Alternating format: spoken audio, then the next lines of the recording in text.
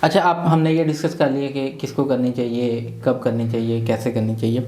تو لاہور اور اسلام آباد میں آپ کچھ پروجیکٹس اگر ریکمینڈ کریں کہ کہاں پر انویسٹمنٹ کر لینی چاہیے ایک کامن پرسن کو جو پہلی دفعہ خرید رہا ہے؟ اس میں دو قسم کے لوگ ہوں گے. ایک ہوں گے لم سم خریدنے والے، دوسرے ہوں گے فریش بکنگ والے. لم سم خریدنے والے اس وقت فل فائدے میں ہیں.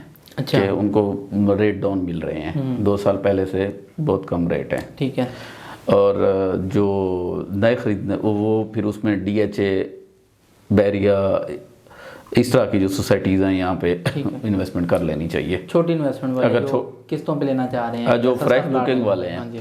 فریش بکنگ والے ادھر لاہور میں کوئی 2-3-4 برانڈز ہیں. اتحاد، فیز 1 فیز 2 ایک اچھا برانڈ ہے. ٹھیک ہے. اس کے علاوہ یہ اربن سٹی. ٹھیک ہے. ٹھیک ہے.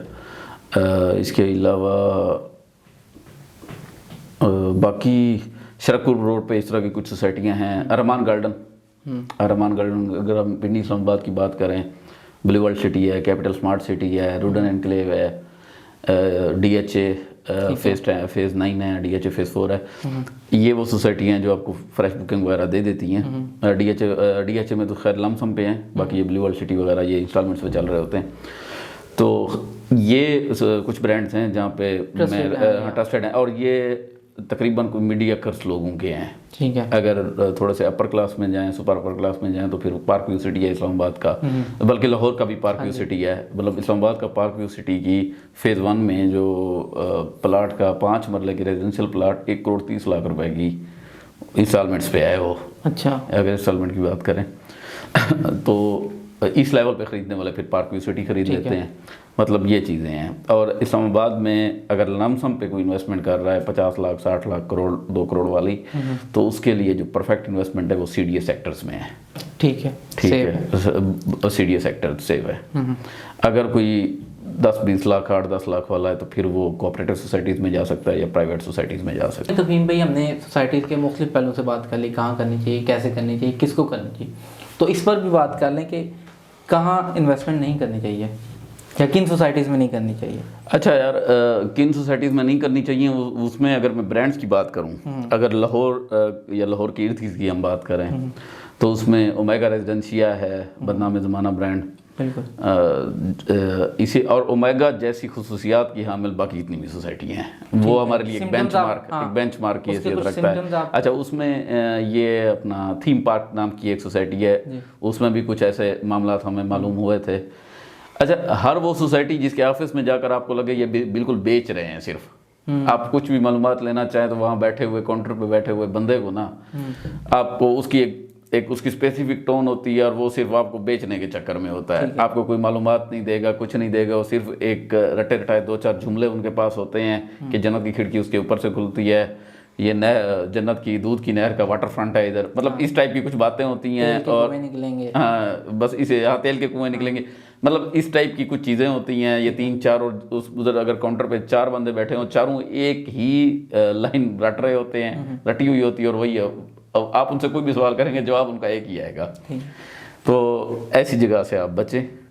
اور اگر آپ کو کوئی ریئلٹر بھی بار بار مطلب صرف فائدے ہی گنوائی جا رہا ہو، آپ اس سے بھی بچیں. اور ایک اپنے سننے والے دوستوں کو میں کہنا چاہوں گا کہ پاکستان میں نا مذہب بکتا ہے.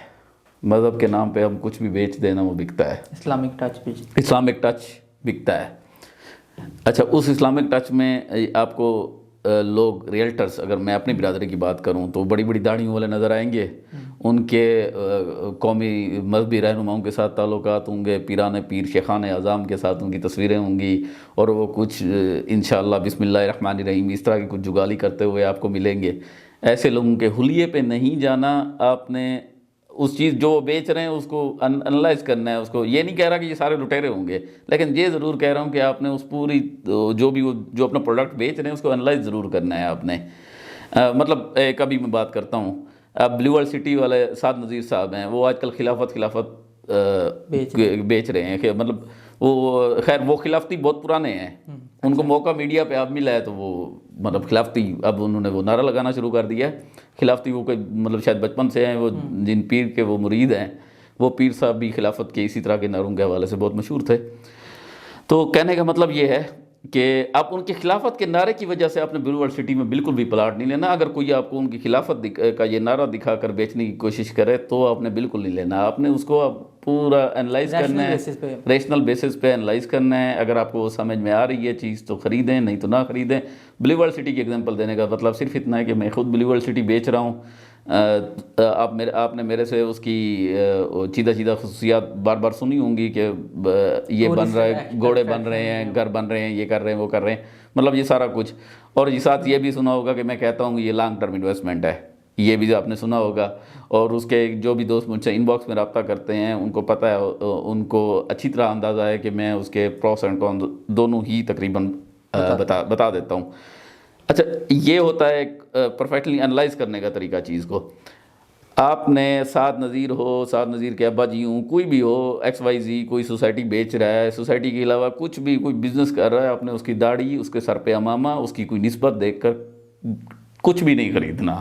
آپ نے صرف, میں بار بار کہہ رہا ہوں, اس چیز کو ریشنلی منطقی انداز میں اس کا تجزیہ کرنا ہے. اگر آپ کے بارے میں ہے تو ویل اینڈ گڈ, اگر بارے میں نہیں ہے تو نہ خریدیں, کوئی ایشو نہیں ہے. اس کی وجہ یہ ہے کہ کل کو خدا نخواستہ اگر آپ کو دھوکہ ہوتا ہے, کوئی مسئلہ ہوتا ہے, تو آپ کے دل سے پہلے اس مذہب سے آپ کا دل اجاڑ ہو جاتا ہے. آپ کہتے ہیں جی ہر داڑھی والا یا ہر پگڑی والا, ہر امام, یہ سارے ایسے ہی ہوتے ہیں. سارے ایسے نہیں ہوتے, آپ کی سمجھنے کی غلطی ہوتی ہے. تو خدا را بچیں. اب اپنی محنت کی کمائی بیروپیوں پہ کا بیروپ دیکھ کر نہ لٹائیں. چیزوں کو منطقی انداز میں چیزوں کا تجزیہ کریں, پروفیشنل لوگوں سے رابطہ رکھیں, پھر انویسٹمنٹ کریں. Thank you.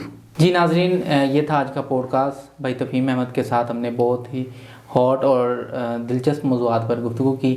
انشاءاللہ آئندہ کسی مہمان کے ساتھ حاضر ہوں گے. تب تک کے لیے اللہ حافظ.